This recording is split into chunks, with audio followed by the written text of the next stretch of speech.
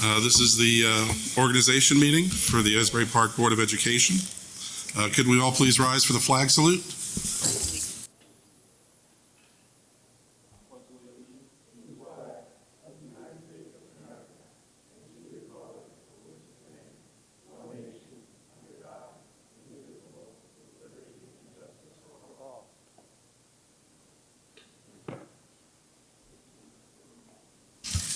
In accordance with the provisions of the Open Public Meetings Act, the Asbury Park Board of Education has provided adequate notice of this meeting by sending a notice of the time, date, location, and to the extent known, the agenda of this meeting to the Asbury Park Press and the new coaster on January 14, 2022 via email.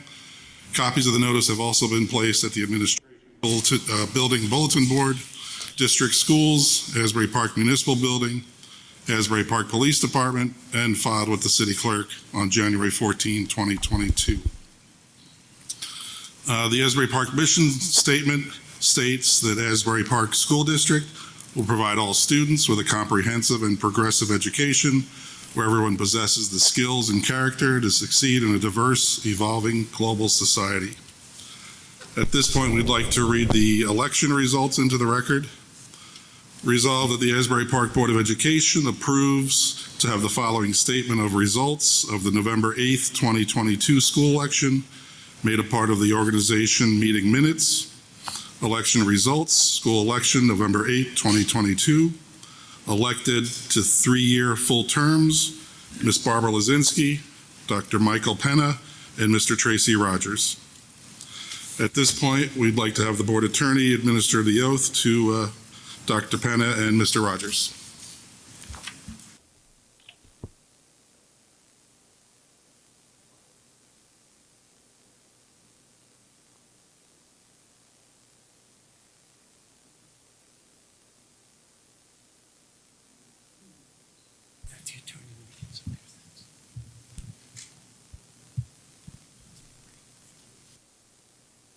Okay, good evening, everybody.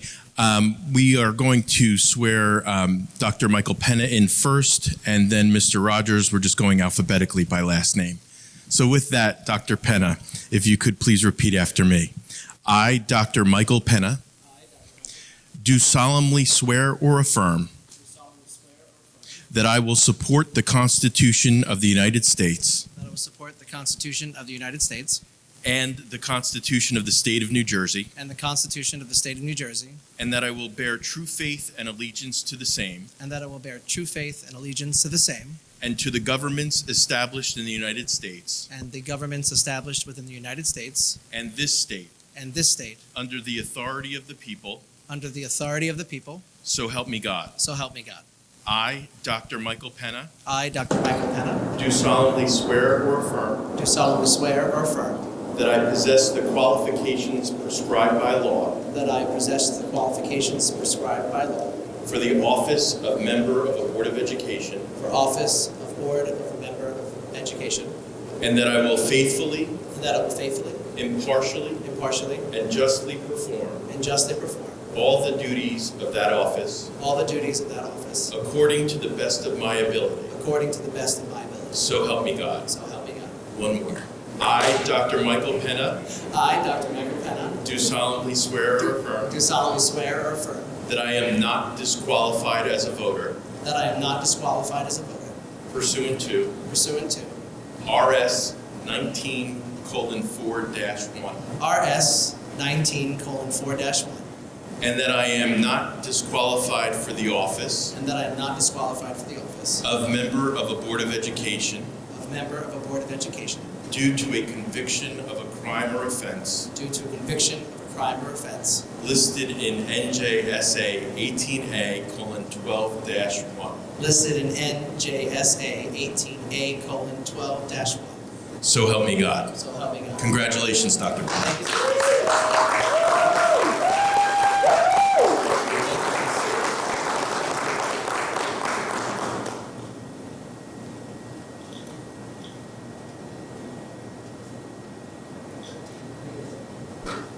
Yes.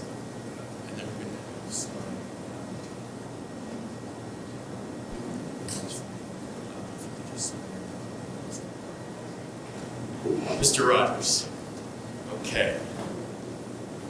We're going to administer your oath now. I, Tracy Rogers, I, Tracy Rogers, do solemnly swear or affirm do solemnly swear and affirm that I will support the Constitution of the United States that I will support the Constitution of the United States and the Constitution of the State of New Jersey, and the Constitution of the State of New Jersey, and that I will bear true faith and allegiance to the same and I will bear truth and allegiance to the same and to the governments established in the United States and the governments established in the United States and this state and this state, under the authority of the people. under the authority of the people. So help me God. So help me God. I, Tracy Rogers, I, Tracy Rogers, do solemnly swear or affirm do solemnly swear and affirm that I possess the qualifications prescribed by law that I possess the qualifications prescribed by law for the office of member of a Board of Education, for the office of a member of a Board of Education, and that I will faithfully, impartially, and justly perform and I will faithfully, impartially, and justly perform all the duties of that office and all the duties of that office according to the best of my ability. according to the best of my ability. So help me God. So help me God. One more. I, Tracy Rogers, I, Tracy Rogers, do solemnly swear or affirm do solemnly swear and affirm that I am not disqualified as a voter I am not disqualified as a voter pursuant to RS 19:4-1, RS 19-41, and that I am not disqualified for the office and I am not disqualified for the office of member of the Board of Education of a member of the Board of Education due to a conviction of a crime due to a conviction of a crime or offense or offense listed in NJSA 18A:12-1. NJA 18A 12-1. So help me God. So help me God. Congratulations, Mr. Rogers.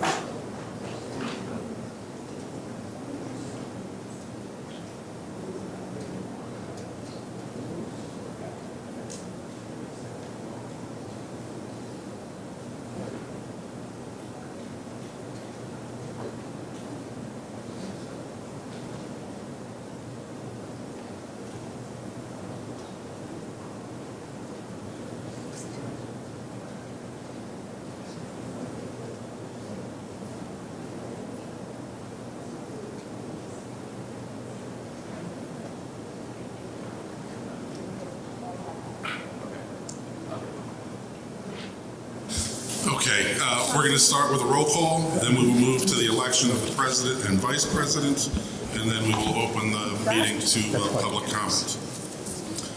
So we'd like to start with our roll call. Ms. Alsbay? Here. Ms. Cook? Mr. Grillo?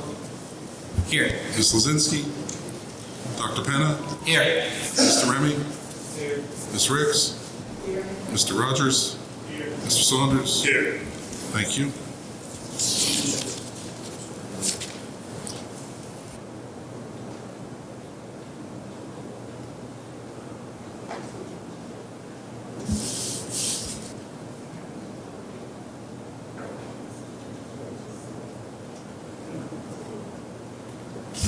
Thank you. We're going to open nominations for president, but before we do, I'd just like to read the bylaw, or section of the bylaw. Any member may place a member's name in nomination. A second is not required. Election for each office, president and vice president, will be conducted by a vote when the nominations for that office are closed. The candidate receiving majority vote of the members of the board present and constituting a quorum will be elected to office.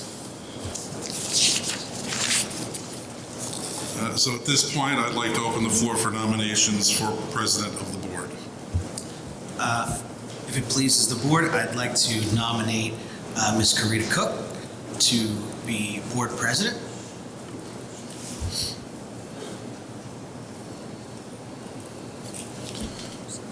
Do we have any other nominations?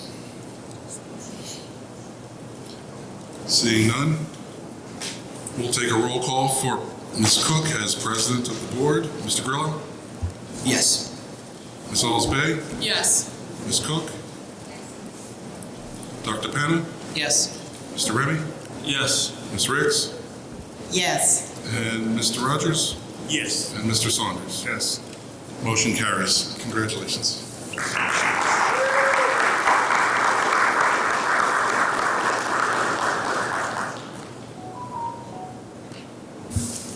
Can I have nominations for Vice President? I nominate Shadeen Alls-Bay for the position of Vice President.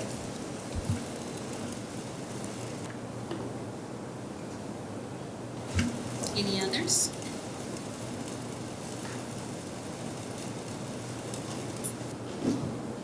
Close nominations, please. Thank you. Roll call for Ms. Alls-Bay as our vice president. Ms. Riggs? Yes. Ms. Alls-Bay? Yes. Ms. Cook? Mr. Grillo? Yes. Dr. Penna? Yes. Mr. Remy? Yes. Mr. Rogers?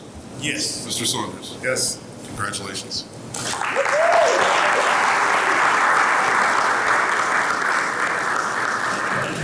You have to take your seat. Back up.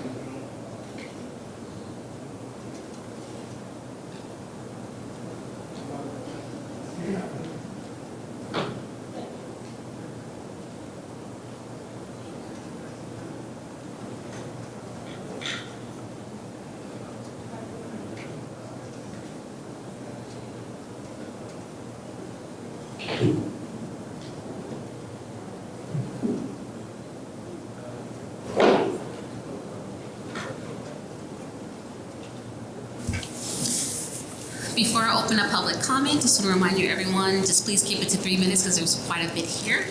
At this time, I'll open up public participation. And Adam, please go first.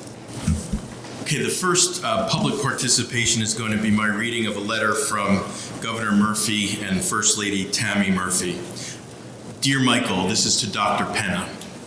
Dear Michael, it is our distinct honor and privilege to congratulate you as you are sworn in today as a member of the Asbury Park Board of Education. Serving as a member of the Board of Education is one of the most consequential forms of public service, and we believe with your years of advocacy that you will do an outstanding job representing the students, parents, and community of Asbury Park. Your reception of the 2022 New Jersey State Teen Arts Educator of the Year Award, the 2022 Paper Mill Playhouse Rising Star Award for Outstanding Educator, the 2022 Monmouth Arts Education Award, and several other awards serves as a testament to your remarkable talent and meritorious ability to educate as well as inspire.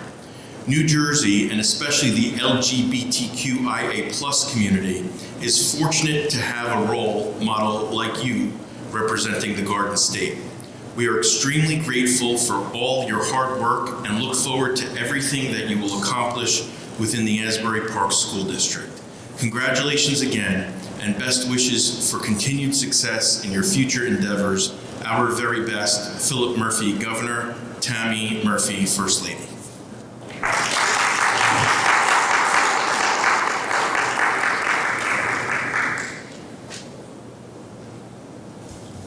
Anyone else?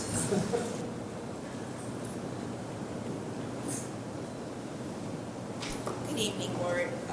My name is Takia Foster, always, every time. My name is Takia Foster, resident of Asbury Park. I'm standing before you today because it's been brought to my attention with a problem with transportation. The middle school girls basketball team had a away game today. However, they had to forfeit the game because of lack of transportation to the game. Also, with it only being 5 days into the new year, there has been 2 acts of violence within the city or around the city that has led to the deaths of 2 individuals within our community. And I'm noticing that when I leave for work or when I arrive at work, it is still dark outside during the time in which the students are starting to walk to school. Will there ever be any thing addressed to that nature of our students, especially our elementary students and our upper elementary students who have to walk to school in the dark in the morning, sometimes by themselves. That's it.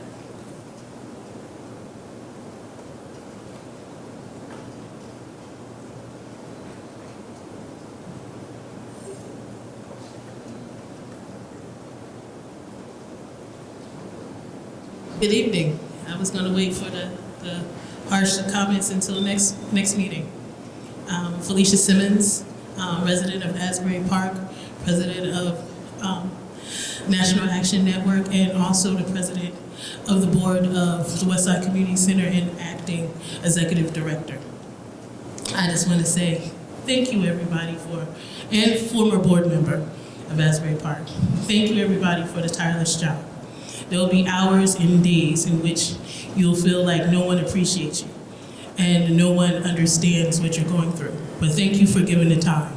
It is not a paid position, but it is paid with the lives that you are in charge of, the growth and the execution of good citizens that will come out of decisions that you make. And be sure that all decisions you make are life and death. They're important. Every single one, every line on every agenda are important because every child in this district and beyond are important. So this simply said, thank you for your task. I know you'll stay on the battlefield and make sure that every child has the opportunity to grow and prosper. So thank you for administration and thank you for elected board members. And have a wonderful night and a great career as you sit up here. And congratulations to all the new board members.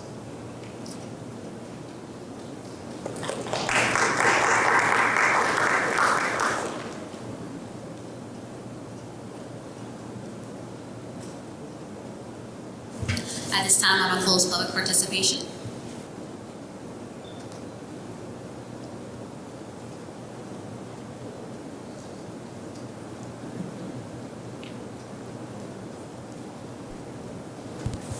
Our lawyer, Adam, is going to read the Code of Ethics. Good evening, board members. I'm going to be providing you with a very short ethics training. I guess we call it training, but this satisfies your annual requirement for ethics training. So here we go. The School Ethics Act prohibits several types of conflicts of interest. Pursuant to NJSA 18A:12-24, a board member may not do the following.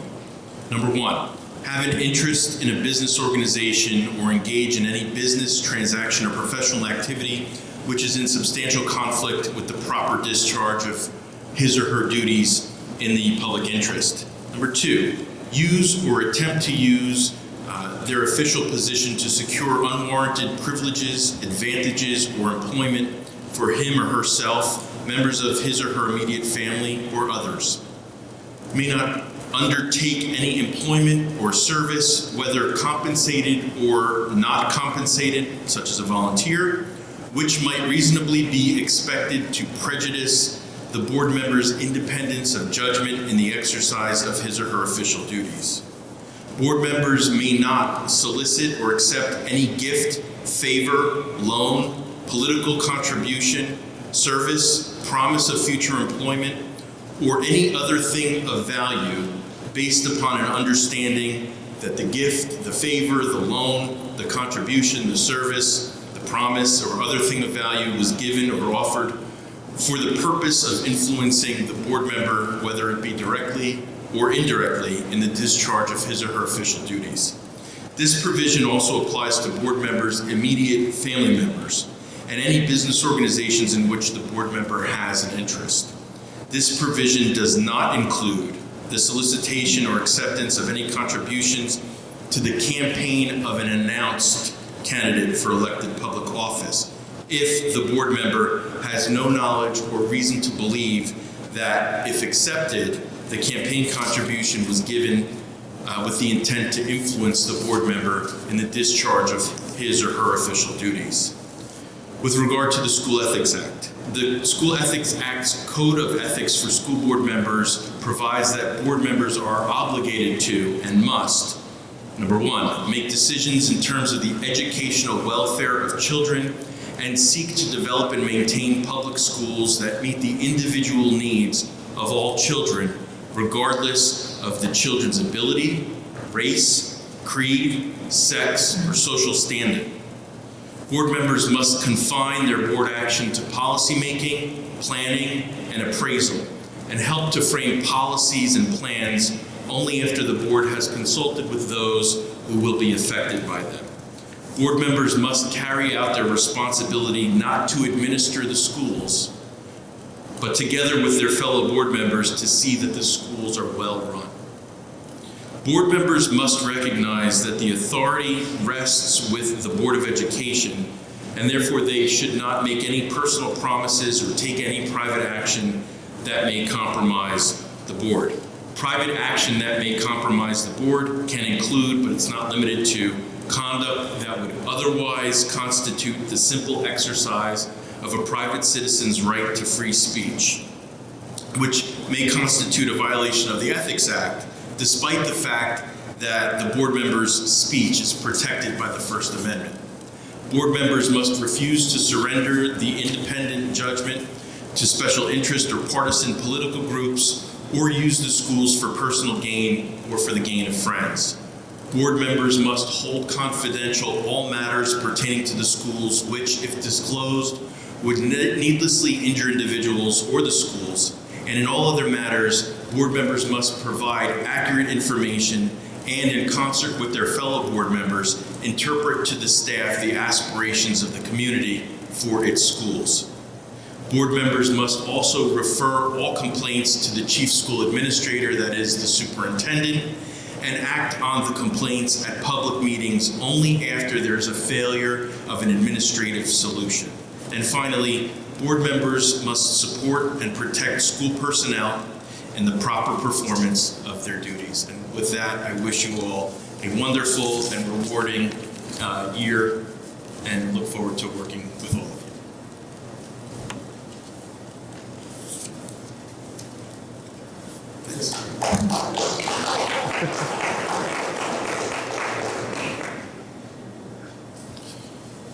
Can I ask for a motion for all items 13 through 19 plus our addendum?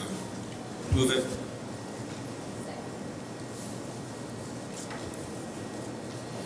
Any questions or comments? I would point out that our calendar of meeting dates, item number 14, is sticking to the fourth Thursday of the month, except whether holidays and or, for example, in October, we have the school board's conference.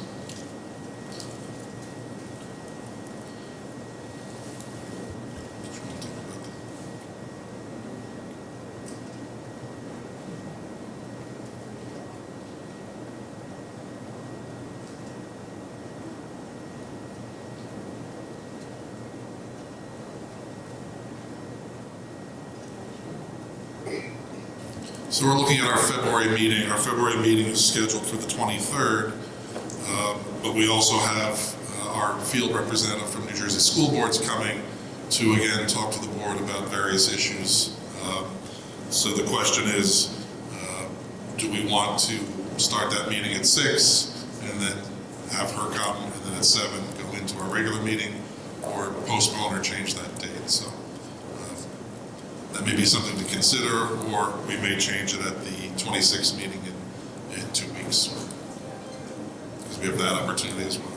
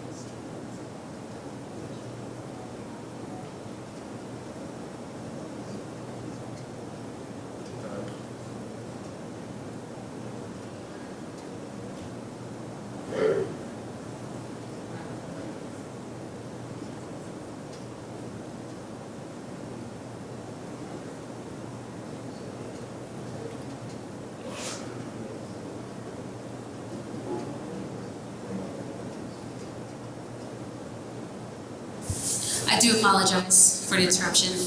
For the dates, we may be adding a date of February 16th to the agenda. It will be finalized on the next meeting on the 26th.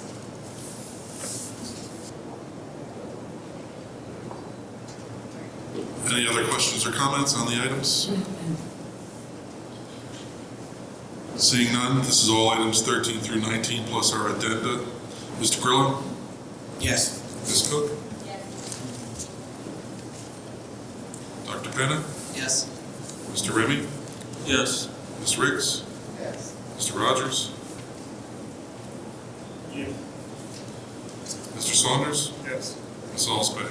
Yes. All items carry.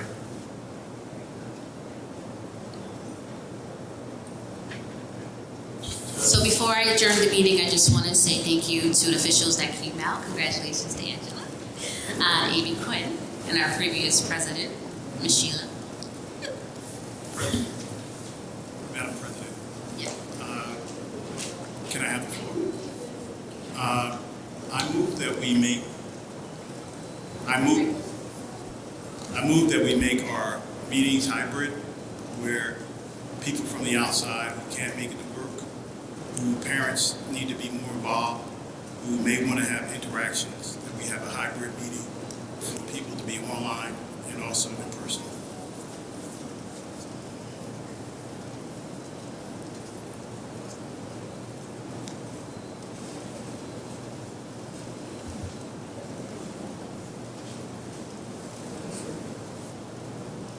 Can we have a discussion about it, or as long as somebody seconds it? Yeah. Right? Yes, there could be, well, there's a motion on the floor, and the question is there a second? I'll second. Okay, so now we can do questions and discussion. We did have hybrid. What's that? So we did have hybrid at a certain point, right? Right, and then we removed it. I've always been saying that it would be great to get that kind of thing. The one thing I wanted to say was, do we want to also have them be able to ask questions that way? Yeah. The same. It'll be the same deal over COVID like we had last time. Just, Is if I can, just for clarification, we didn't previously, to my knowledge, have a hybrid to the extent that we had everyone, board members and administrators live in this room, and people, being able to view in real time. I believe, and Mr. Rogers, correct me if you think otherwise, but I believe Mr. Rogers is proposing something whereby we would be in this room and members of the public could come to this room, but those that couldn't make it can watch a live feed, if you will, of the meeting. Yes. And then they would email their questions the way we did it during COVID. That will be up to the board to decide how they're going to run the meetings. The only thing I will caution you about with regard to moving forward tonight is I don't know if our technology, the way that it exists this moment, can support that. But at the end of the day, it could really be done by way of even streaming on YouTube Live by way of a cell phone. I had a board that actually did that. They would set up a cell phone and they'd stream it live. But that does take away the interactive component. So to the extent that the board wishes to have an interactive component with people who are virtual, you probably need a different platform than just YouTube Live or Facebook Live. Is there a way that we can have a conversation with Carrie? Because she's doing it now. Yeah, I just wanted to tell you, we are live right now. We're streaming from AsburyParkTwitter.com. So we didn't go crazy announcing it because today was our first time and it's a very soft opening. But yes, we love the fact that us being here is maybe making you guys have a live meeting. I think that'd be great.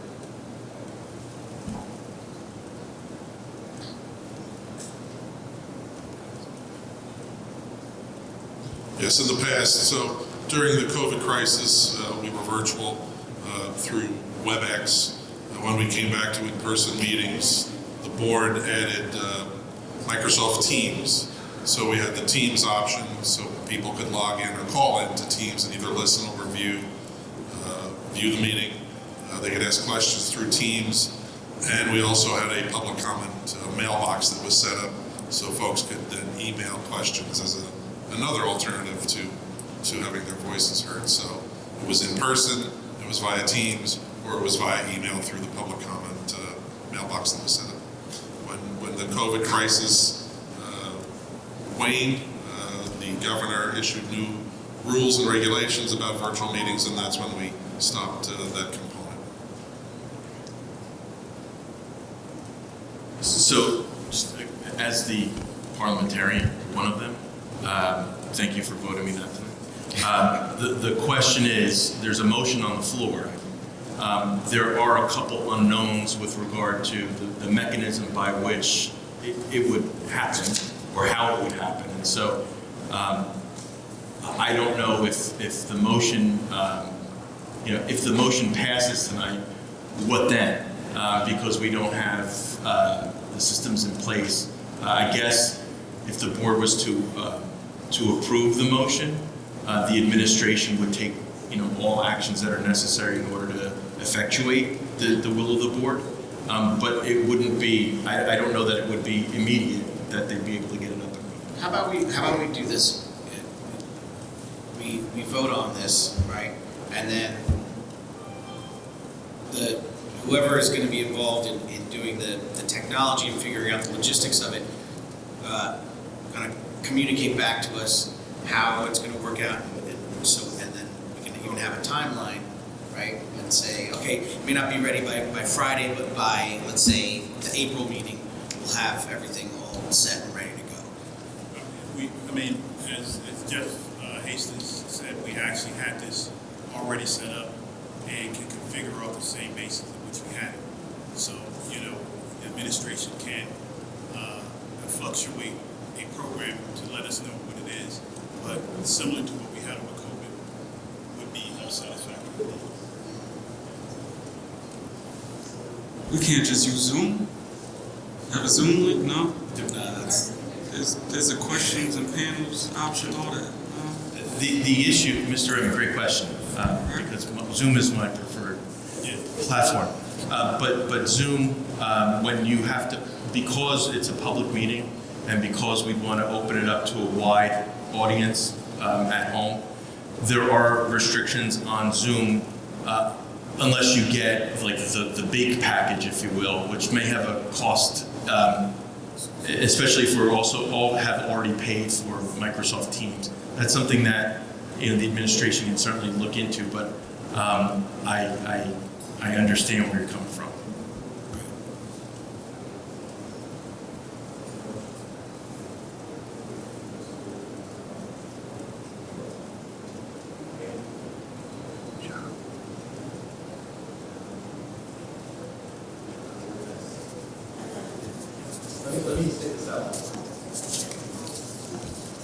So the question that was posed to me, board members, is, so do we table this if it's not ready to go? And with that, I would say to you, you can either vote or you could table it. If you do vote, it would just be with the understanding that it's not going to be operational immediately, but that the administration would take steps to get the ball rolling, if you will. Or if you want to have a longer discussion about it or a bigger discussion about it, you could table it. It's totally Mr. Rogers' call because he's the one that made the motion. Right now, I see it as we've had the mechanism and we've had the capability from Mr. Hastings. If anyone wants anything over or above that, I don't mind having that discussion. But I think we basically had a system that was set up that actually provided more access than what we had. So, like I said, if anyone wants to go further, I don't mind tabling it.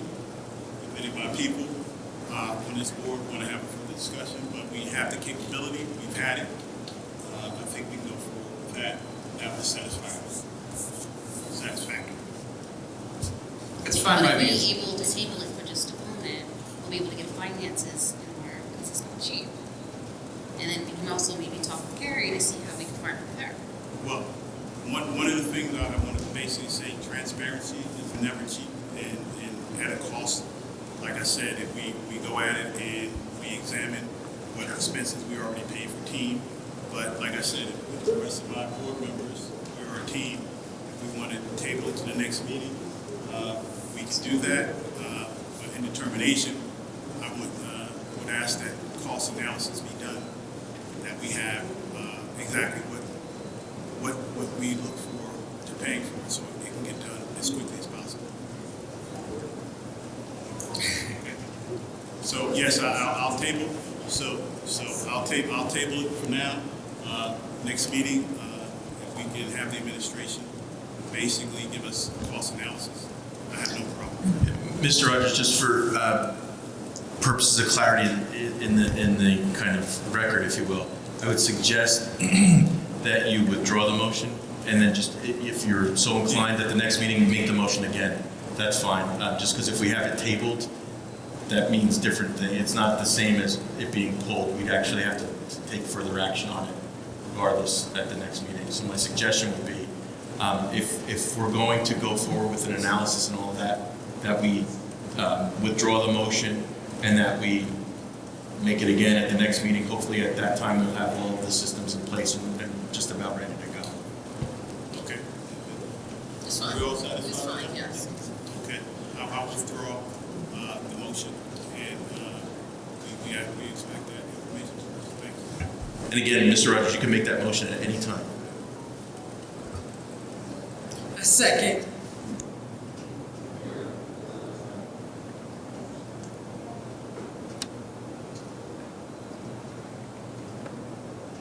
Can I have a motion to adjourn, please? Point of personal privilege, really quick, and then we can adjourn. I don't know if we gave a shout out also to our former board member Dominic Latarapa, who's here.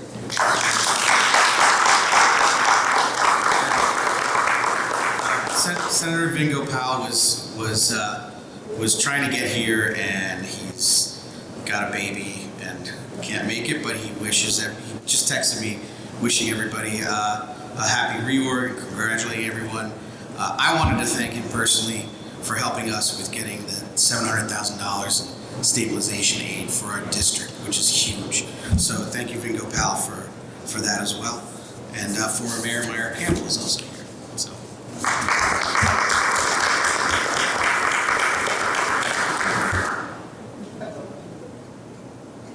And Felicia. That's all.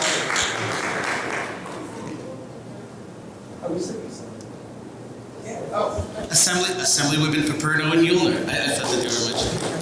Thank you for coming today. And while we're at it, the newly elected mayor of Ocean Township, John Napolitano. And Miss Angela Alves Anderson and Amy Quinn. Thanks, everybody. Make a motion to adjourn. Second. All in favor? Aye. Opposed? Aye. Thank you.